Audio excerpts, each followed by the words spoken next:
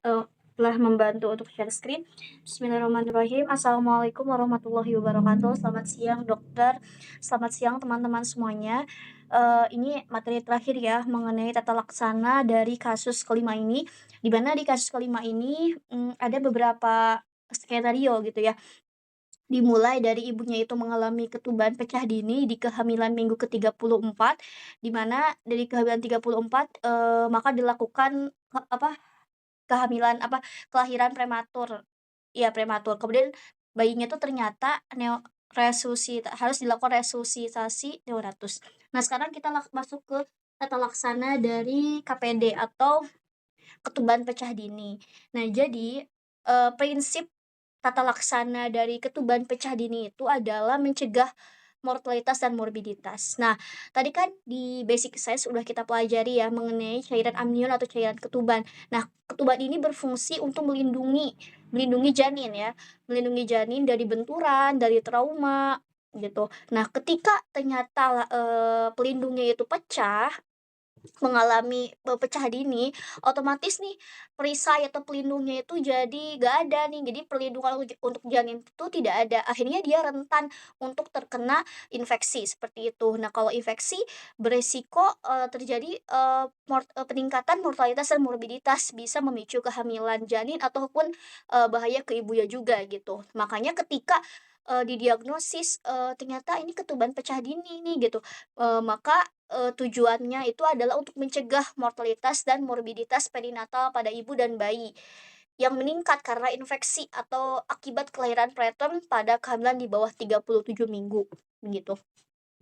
Kemudian, prinsip tata laksana diawali dengan anamnesis, pemeriksaan fisik, dan beberapa pemeriksaan penunjang yang mencurigai tanda-tanda ketuban pecah dini. Tadi udah ya dijelasin mengenai KPD, bagaimana mendiagnosis dari KPD itu sendiri, gitu. Kemudian setelah mendapat diagnosis pasti, kemudian melakukan tata laksana berdasarkan usia gestasi. Nah ini, kenapa gitu, jadi tata laksana setiap, usianya itu beda gitu ya. Nanti kita lihat ya. Jadi, berhubungan dengan kematangan organ, janin, dan bagaimana morbiditas dan mortalitas apabila dilakukan persalinan maupun tokolisis. Lanjut atau kemudian, 2 manajemen dari ketuban pecah dini, manajemen aktif. Nah, aktif ini berarti melibatkan klinisi untuk lebih aktif mengintervensi persalinan, dan ekspektatif yaitu penanganan dengan pendekatan tanpa intervensi. Nah, jadi kan kita tadi udah disinggung sedikit bahwa tata laksana itu berdasarkan usia gitu ya. Jadi kalau usia kurang dari 34 minggu, 34 berarti kan, yang 24 sampai 34 maksudnya ya. Jadi yang usia kehamilan kurang dari 24 minggu berarti ini sekitar 6 bulan ke bawah, eee, dengan, KPD preterm didapatkan bahwa morbiditas minor neonatus seperti hiperbilirubinemia dan takipnea transien lebih besar apabila ibu melahirkan pada usia tersebut dibandingkan pada kelompok usia lahir 36 minggu. Kemudian morbiditas mayornya itu kemungkinan bakal sindroma stres pernafasan, perdarahan intraventrikular. Jadi kalau kalau ada yang mengalami ketuban pecah dini di usia, di bawah dari 24 minggu, itu kan masih, itu ya 24 minggu, ini kan berhubungan sama maturasi organ-organ. Nah, kalau menurut beberapa penelitian ya, itu, lebih baik mempertahankan kehamilan gitu, karena kalau dilahirkan pun kemungkinan bisa mengalami sindroma stres pernafasan, perdarahan intraventrikular, hiperbilirubinemia kayak kuning gitu atau takipnea ya, nafasnya jadi cepat. Nah itu jadi lebih baik ini berdasarkan beberapa penelitian ya, lebih baik mempertahankan kehamilan gitu, dibandingkan harus dilahirkan. Kemudian, eee, gimana nih kalau ketuban pecah dininya di usia 24 sampai 34 minggu. Nah, ini lebih baik persalinan lebih baik gitu ya, persalinan yang lebih baik karena menurunkan insiden chorioamnionitis. Jadi lebih baik dikeluarin gitu, karena kalau ditunda-tunda lagi takutnya itu jadi infeksi, seperti itu. Boleh dilanjut, Kak.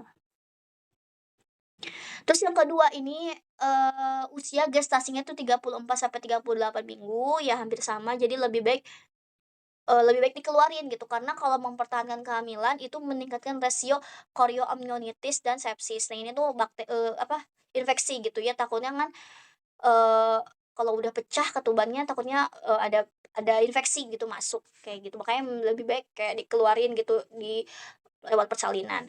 Next. Kemudian, ketuban pecah dini memanjang. Nah, ini antibiotik profilaksis disarankan pada kejadian preterm. Ini kelahiran prematur. Administrasi antibiotik ini mengurangi morbiditas maternal, mengurangi kematian dari ibu dan neonatus dengan menunda kelahiran yang akan memberi cukup waktu untuk profilaksis dengan kortikosteroid prenatal. Jadi gini ya, ketika ketika nunggu waktu persalinan ya mau di SC ataupun di ya itu kan biar maturasi organ dari si janin, menggunakan kortikosteroid prenatal, maturasi paru gitu ya. Nah itu sambil menunggu, tetap, ibunya itu dikasih profilaksis antibiotik ya, dikasih antibiotik. Nah, antibiotik terbaik itu ada penisilin atau erythromycin. Nah, kalau si ibunya tuh alergi penisilin itu bisa dikasih clindamycin.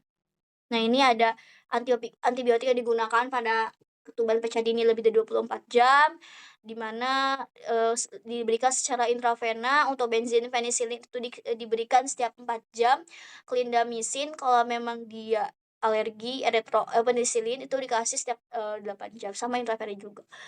Next. Kemudian manajemen aktif. Pada kehamilan lebih dari 37 minggu lebih dipilih induksi awal. Meskipun demikian, jika pasien memiliki manajemen ekspektatif harus dihargai.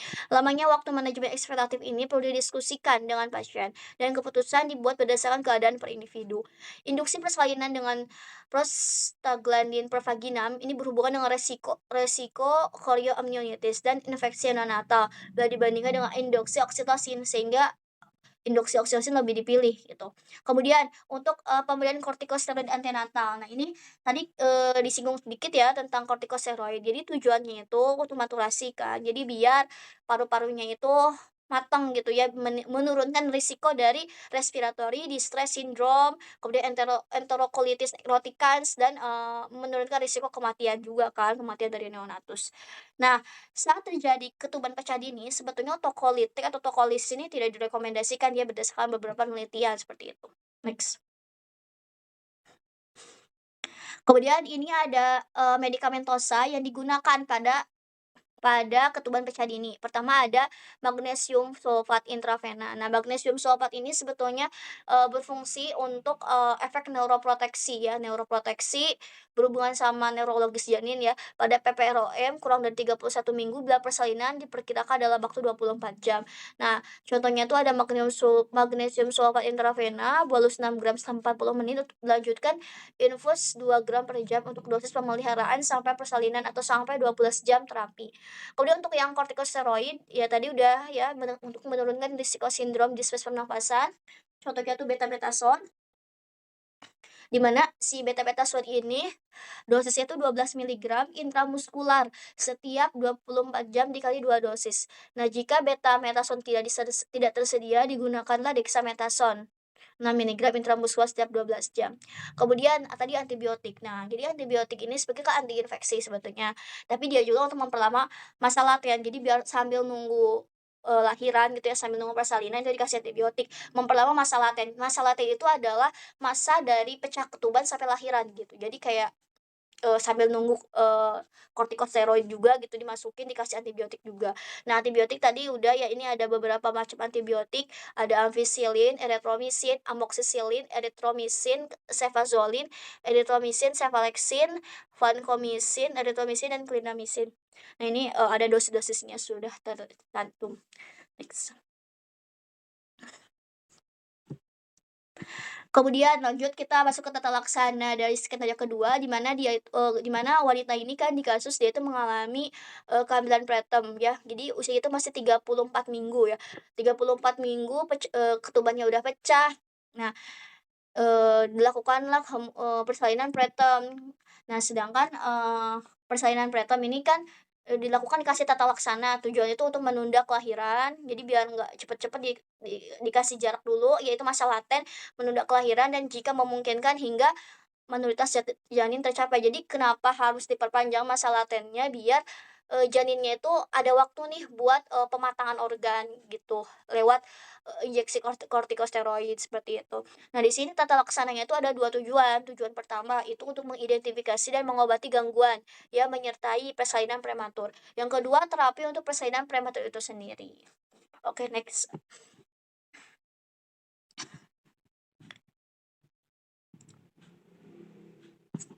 Nah, ini ada terapi tokolitik. Nah, sebetulnya terapi tokolitik ini tadi di awal tidak direkomendasikan untuk yang ketuban pecah dini, tapi kita baca dulu ya. Jadi si tokolitik ini, bertujuan untuk mengurangi atau menghentikan kontraksi, sehingga persalinan dapat dilakukan hingga maturitas janin lebih tinggi dan cukup minggu. Nah, agen dari tokolitik ini diantaranya itu ada kalsium channel blocker ya. Kalsium channel blocker, nah ini tuh sebenarnya obat kardiovaskular kan ya, nifedipin, golongan CCB, di mana mekanisme aksinya itu adalah mencegah masuknya kalsium ke dalam sel otot.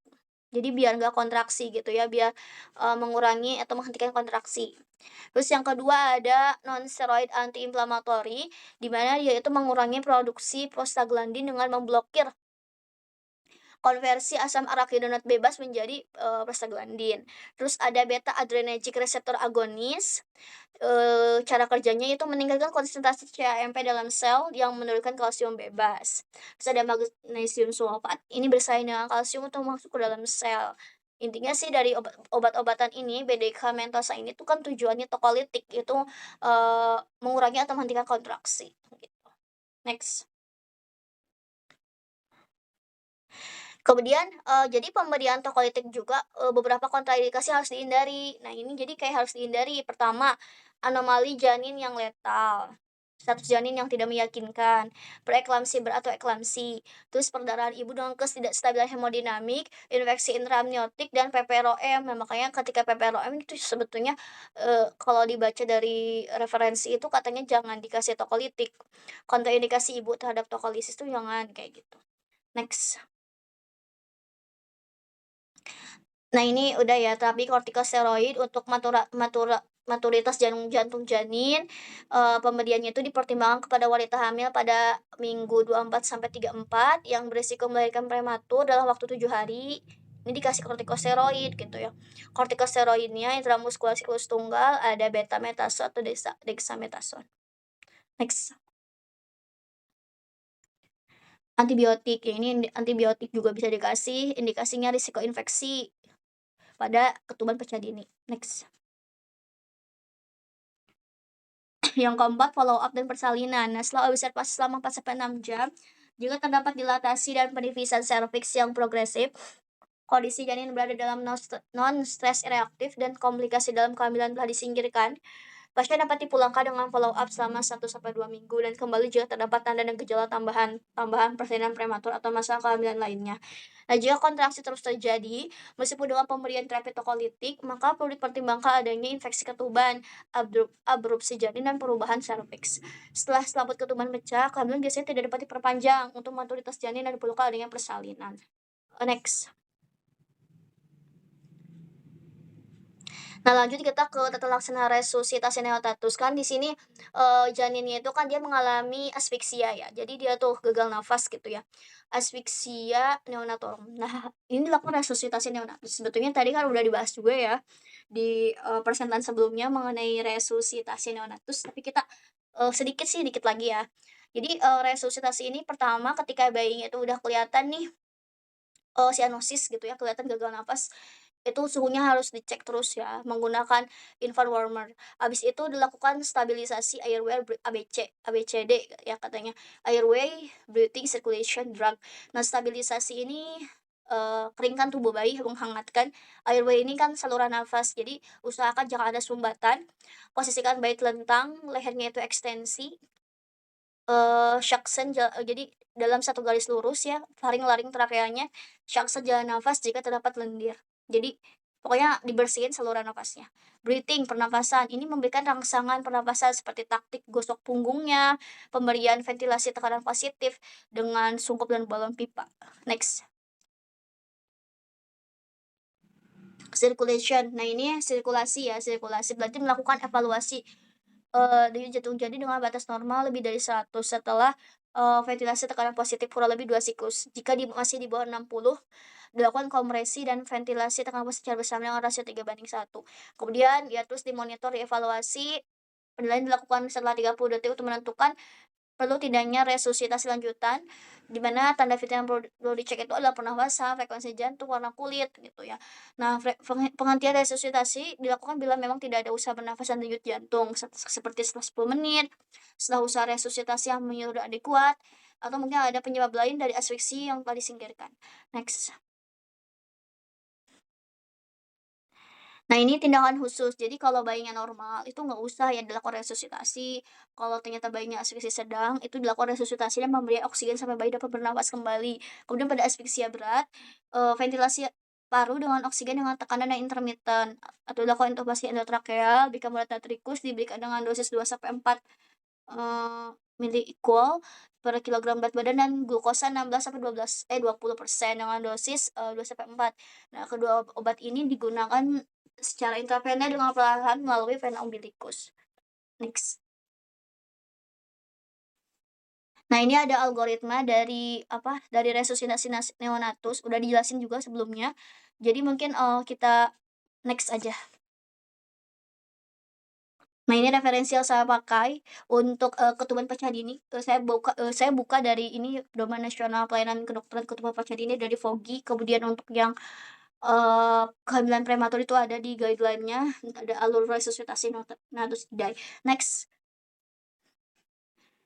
Baik, terima kasih teman-teman. Cukup sekian dapat saya sampaikan. Wabillahi taufiq hidayah. Wassalamualaikum warahmatullahi wabarakatuh. Terima kasih Atala. Saya kembalikan pada Atala.